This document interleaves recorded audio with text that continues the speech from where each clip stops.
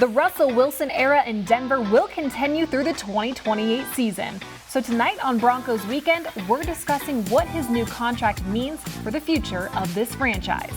We'll also take a deep dive into the decisions that were made regarding the 53-man roster and who, in addition to Russell Wilson, might have the biggest impact this upcoming season.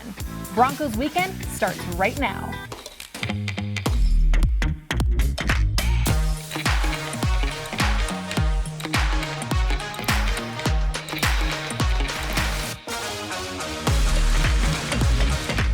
Welcome back inside the Broncos Media Center for Broncos Weekend, everyone. Alexis Perry here, and I am joined, as always, by the Hall of Famer Steve Atwater. What's up, Steve? What's up, AP? And of course, former Broncos offensive lineman and current analyst Orlando Franklin. How are you, Orlando? Enjoying this beautiful day here in Bronco country. I love it. Well, Thursday morning was a glorious one here in Broncos country as we woke up to the news that the quarterback carousel has been halted. I know that me and you, Rich, and George, and Mark got to meet. We talked about we want to be able to build a championship team and Super Bowls and to be able to sign guys, down the road. Obviously, I came here knowing that, I was going to be ready to play on these 2 years and everything else. But I think when George came to Mark and I and, hey, what do you think? And we started talking about everything. We got really excited about the idea of being here for a long time. General Manager George Paton started negotiating with Russ's agent Mark Rogers back in March. And thanks to the arrival of the Walton Penner family ownership group, they were able to get a deal done before the start of the season. Russell Wilson has officially inked a 5-year, $245 million contract extension that includes $165 million guaranteed. Guys, in George and I guess Russ and Hackett, we trust. What was your initial reaction to this news on Thursday morning? Stability.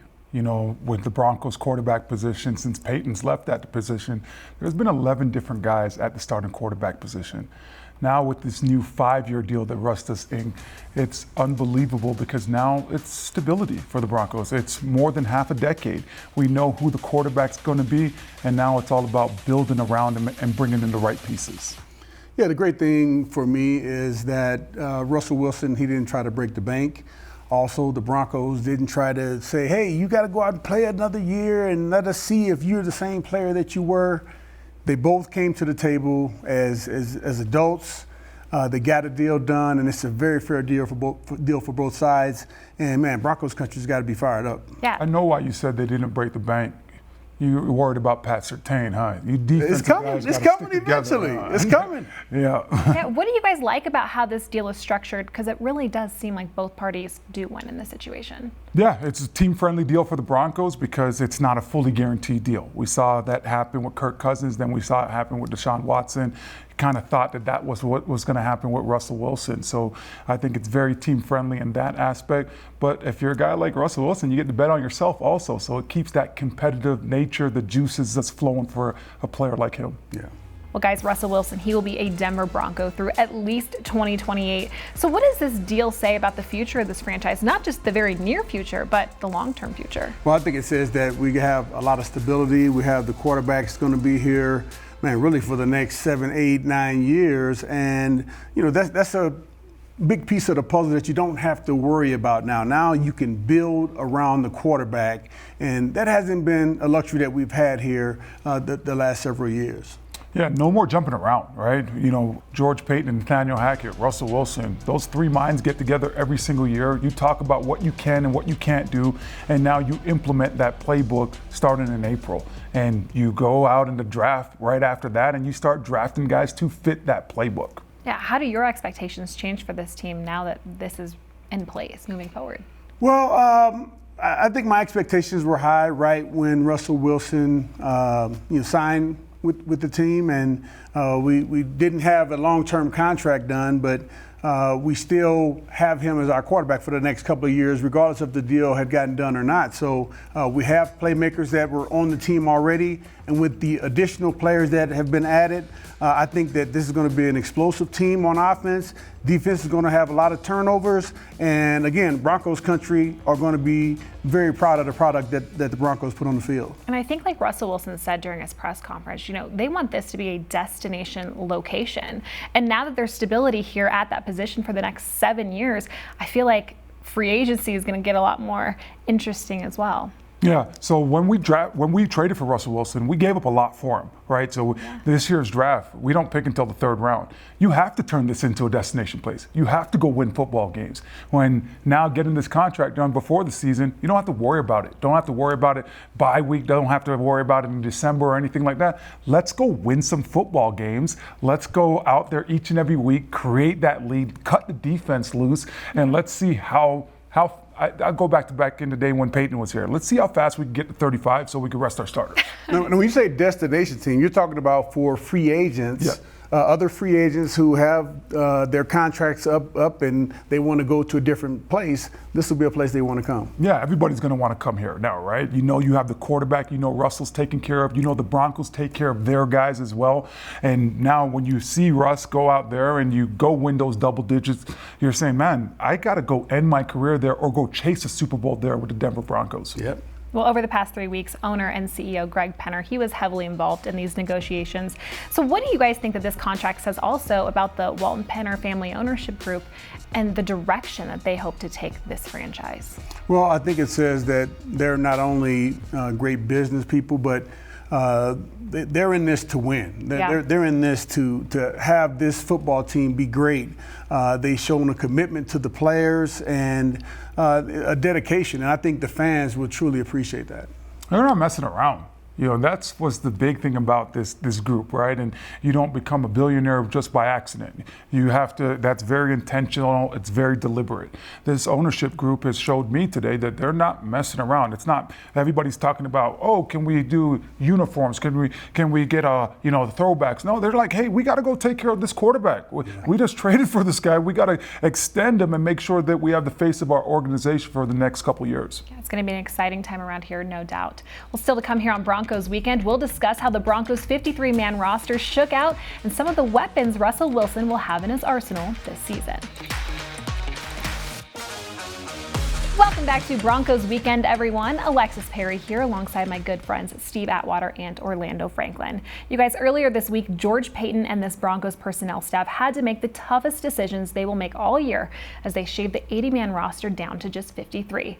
As we take a look at the offensive side of the ball, were there any surprises to you guys when you got your first glimpse of the roster?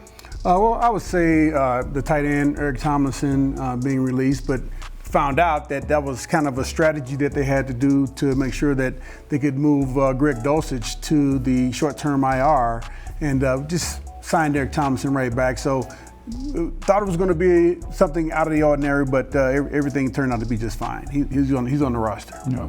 For me, there was 2. Brandon Johnson being released. I know there was an injury settlement there, but that tells me that high ankle sprain is very significant. Yeah. You know, with that settlement coming up, because I thought he was going to make this team. Saw him running with the ones a couple weeks ago.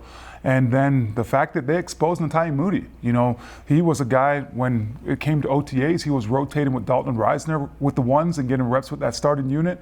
And then at training camp, he was rotating with Quinn Miners as well. So it was really surprising that the Broncos exposed him out there. I know he signed back with the practice squad, but I was definitely counting down the minutes until he was back on this football team. Yeah, and I'd heard a couple of times the coaches speaking positively about how Natalie Moody was practicing. So that was certainly a surprise for me as well. Yeah, big physical cats. It's like he's a mountain mover. You know, when it's huge. You look at him as an offensive lineman, and whoever lines up against him, I just feel bad for you because he's going to get the best of you in all 4 quarters. That's right. Well, we know the QB1 situation is settled for the next 7 years. Such great news. But over the past 3 seasons, backup quarterback Brett Rippon, he was cut and, of course, brought back onto the practice squad. This year, it was a little bit different. Head coach Nathaniel Hackett calls him into his office and tells him that he made the 53-man roster. What did you guys see throughout that game up against the Vikings that you think helped Rip win this job? Well, first of all, messed up move by Nathaniel Hackett calling him. Right? Is that not so? That's not yeah, you'd be terrified, right? Thinking that you're going to get released. That whole walk-up has to be awful. Yeah, it's just like, what? All right, coach, I don't even want to come in, right? Yeah. In a situation Just wave like me that. and bring me back. Yeah, but what I saw Rip do is just show that he can be consistent. You know, he went out there in that Buffalo game He had the explosive plays to all rooms, right? Whether it was the tight end room, the wide receiver room, or the running back room, he got everybody involved. He made it exciting to watch, even though the score was up there, you could kind of forget about the score for a little bit. Yeah. So, and then when he got the opportunity to go against Minnesota now, he showed this coaching staff and all the upper management that he could be consistent with guys that he hasn't got a ton of reps with. And that's why he's on this football team now. Yeah, and I think he proved to the coaches that he can take this team, lead them down the field, not be nervous in crucial situations, and the coaches, they got confidence in him. Yeah, we saw some good stuff against Minnesota as well. But as far as pass catchers go, this wide receivers room, even though it does not have Brandon Johnson in it, is still full of talent. Jalen Virgil and Montrell Washington, they are the new fresh faces in that room. And then in the tight ends room, like you mentioned, Eric Tomlinson and Greg Dulcich. So what excites you really about these options that Russell Wilson will have to target this year? Man, especially with the wide receivers, there's so much speed, so much explosion, big plays. Jalen Virgil in particular, a guy made big plays in the preseason. He's from a little town where I lived in for many years, Lawrenceville, Georgia. He made plays there at Appalachian State. He's a track guy as well, and he's gonna make a difference on this team. And he's a kick returner, so that's going to help as well, special teamer. Yeah. Yeah, for me, it's you can have your cake and eat it too. When you look at all these weapons that surround number 3, the tight end room, I mean, which linebacker wants to line up against Albert O and try to cover him in the passing game? And then, oh, by the way, now we're going to go to our 3 wide receiver set and put Jerry Jeudy, KJ Hamler, and Cortland Sutton out there. Good luck, defensive coordinators. Have fun staying up late at night, Saturday night, because you can't sleep because of how explosive this offense is going to be this year. You know, a few guys who will be catching passes out of the backfield. Of course, you know, Melvin Gordon, Javonte Williams, but Mike Boone. During the halftime show against the Vikings, you and I, we were like, dang, Mike Boone. Yeah, He's a bowling ball. I had seen that from Mike Boone previously, and it was a joy to see, man. Mike Boone has the moves, he has the speed, and just the elusiveness out there in space to make guys miss. And it does make me want to see a little bit more of him, seeing how he can play when he's given the ball. And although he was playing with the twos, imagine if he's in there with the ones, right. Maybe a little bit better blocking and everything. He can make a difference. He's still mowing people down, though. Yeah, Mike made a strong case of why he should be on this football team, right? Going out there with the twos, going out there at times with the threes, where the running game didn't look good the first 2 preseason games. Well, he took it all on his shoulders on week 3 in the preseason against Minnesota and said, if I'm not going to get the perfect blocking that I would like, I am going to show you that I'm going to be relentless with how I run the football, and I'm not going to go down with first contact or second contact. Remind me a little bit of Javonte Williams. Oh, Javonte Williams on his mind for Miami. Yeah, he is. Come to you. I'm excited. Let's get the season going because I do not want to see no more of those highlights. I don't think Broncos country will be mad to have 2 Javonte Williams on this team. That's for right. sure. Well, other than Netani Moody, you know, the offensive line really shook out, I think, kind of how we all expected it to. Of course, that backup right tackle position, that one's still up for grabs. So overall, though, are you guys happy with the depth along the offensive line?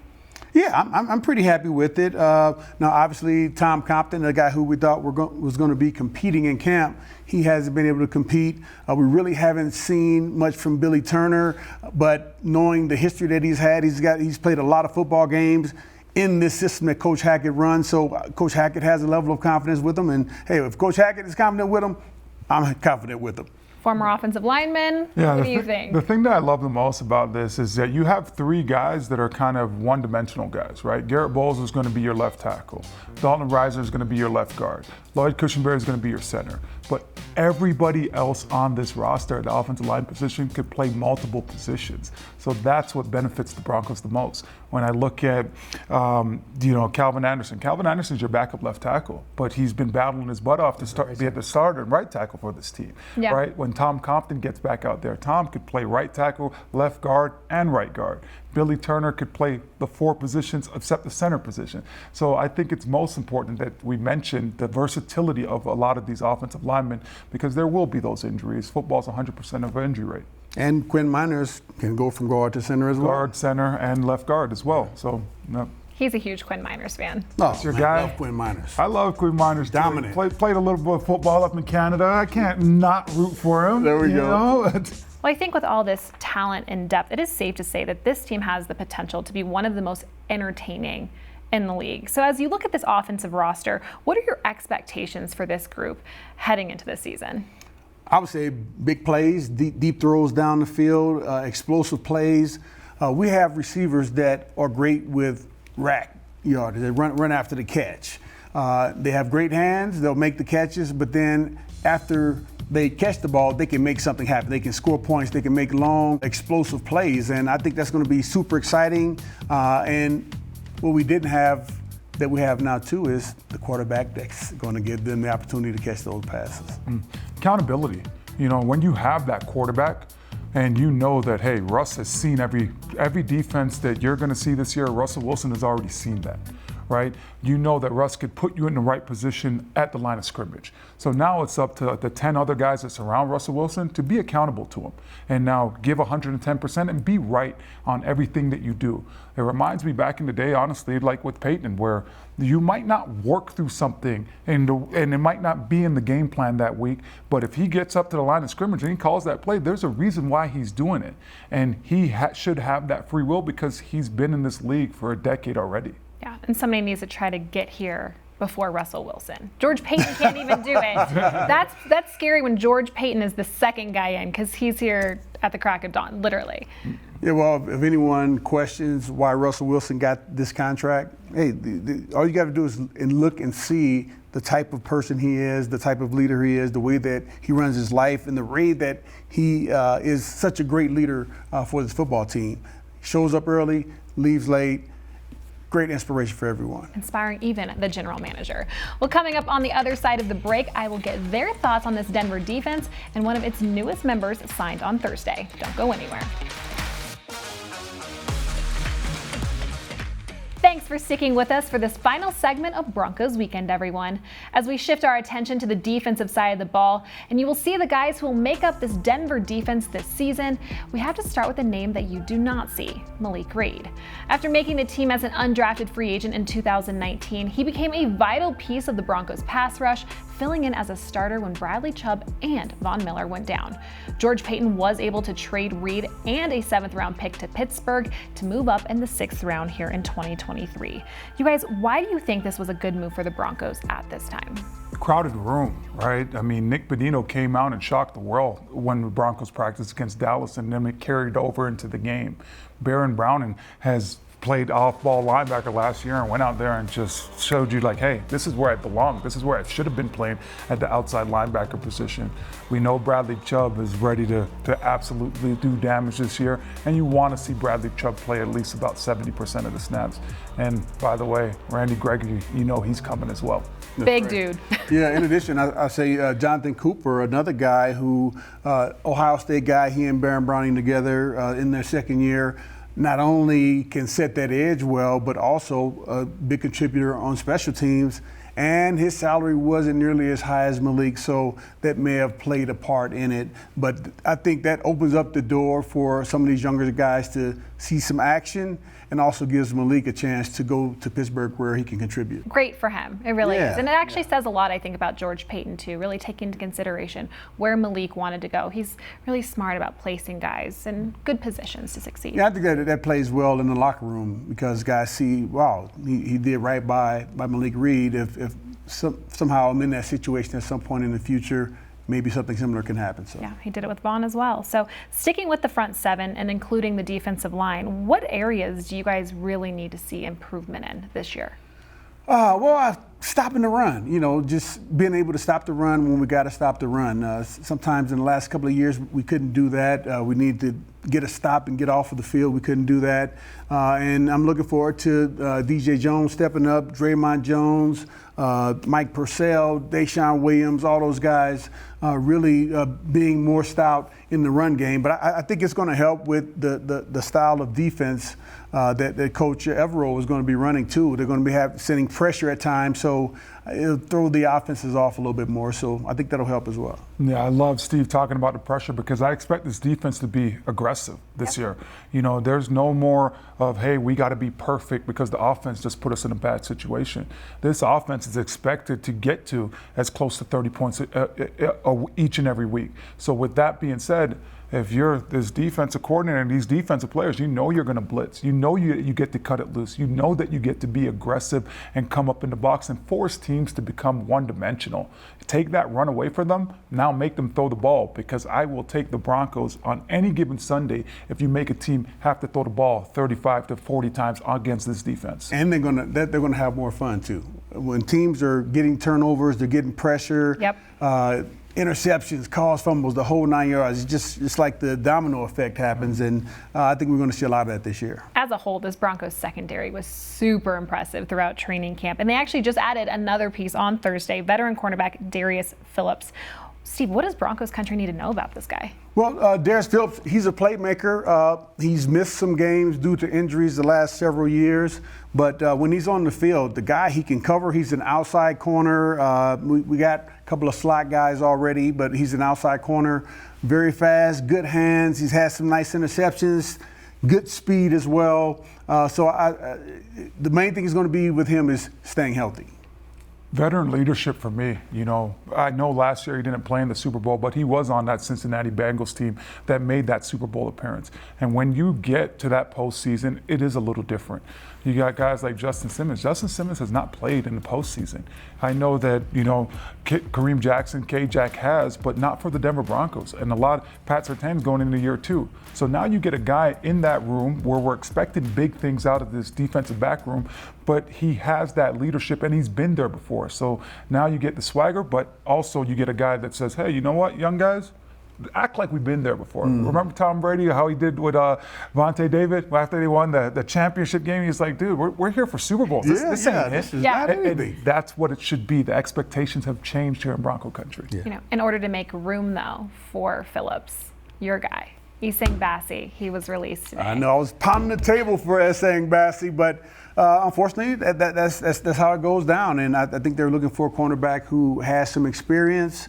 Darius Phillips fills that role, and again, when he's healthy, he's a very good player. We just got to make sure that he stays healthy, and he's going to do good at that outside corner position. Big O, I need to know, what are your expectations for this secondary, given, again, the depth and talent specifically there in that DB's room? Is that a real question? This is supposed to be no-fly zone 2.0, right? Okay, I like it. We're going back Christian to, right? Parker has some work to do here. Yeah. Well, I'm expecting this defensive line to get after the quarterback, Russ and this offense to create a lead, and let's cut this thing loose. So It's time. Yeah. It's time. Let's do it. Let's go. Let's do it. Okay, guys, other than Russell Wilson, who on this team, it could be a veteran or it could be a rookie, do you think could have the biggest impact on this team this year? I think Lloyd Cushenberry is going to be a Pro Bowl player after this year. I love that. Okay. Yeah, I really believe, you know, just what he was asked to do the first couple years in this Broncos system. He was asked to move guys vertically, you know, in that power system. This system, it's all about displacing guys, getting on, you know, a shoulder tip and moving guys laterally.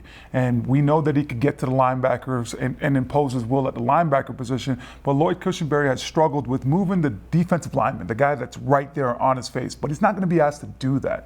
And now you get a guy like Russell Wilson that has seen every single defense that defenses are going to throw out there. So that takes a little bit of pressure off of Lloyd Cushenberry's plate. So I'm expecting Lloyd Cushenberry to be a Pro Bowl player. I have a feeling Steve's going to say a defensive guy. Well, yeah, and I'm looking forward to Lloyd Cushenberry. But for me, defensive lineman DJ Jones, I just loved his game.